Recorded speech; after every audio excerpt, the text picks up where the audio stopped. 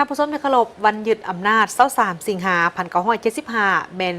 วันที่มีความหมายสำคัญหลายสำหรับประชาชนลาวทั้งชาติเพราะว่าเป็นไซสนะดังกล่าวนี้แม่นหมากผลแห่งการต่อสู้ในการปฏิวัติอันยืดเยื้อยาวนานของประชาชนลาวบรรดาเผ่าภายใต้การนำพาของพรรคประชาชนปฏิวัติลาวมันแม่นผลที่เกิดมาจากความกล้าหาญประดิษฐ์สร้างแห่งการนำไส้3 บาทค้อนยุทธศาสตร์เพื่อเป็นการยึดอำนาจการปกครองในทั่วประเทศแบบบัวบ่ให้ซ้ำน้ำบ่ให้คุณแม่นไซสนะของแนวทางการปฏิบัติอันถูกต้องและการนำพาอันสลาดส่องใสของพรรคประชาชนปฏิวัติลาว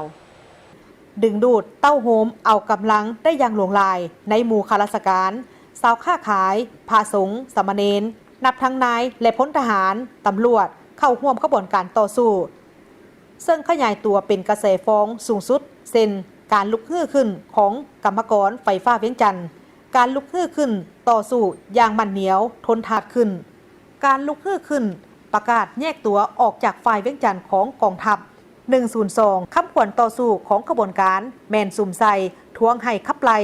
พวกเจ้าหน้าที่ทหารและพวกนักสืบของอเมริกาออกจากลาวทวงให้ยุบองค์การยูเซดสำนักงานองค์การช่วยเหลือทางด้านการทหารเศรษฐกิจการเงินและเทคนิคของอเมริกา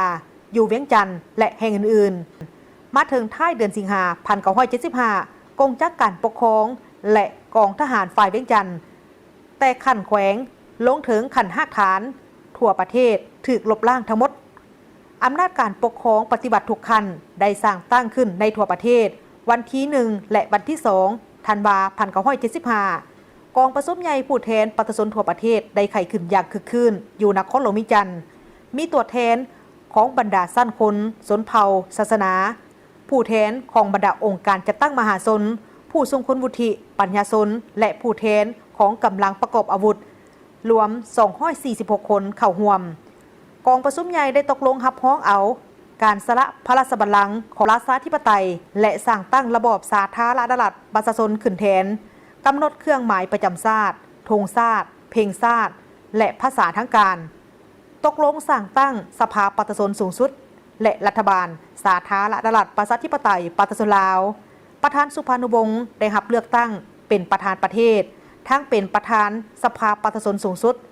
ส่วนประธานไก่สนผู้บริหารได้รับการเลือกตั้งเป็นนายกรัฐมนตรีแห่งสาธารณรัฐประชาธิปไตยประชาชนลาวสิ่งดังกล่าวเป็นประวัติศาสตร์ในการยึดอำนาจขั้นสูงสุดของการปฏิบัติลาวซึ่งได้จารึกไว้ในปึ้มประวัติศาสตร์ของชาติลาว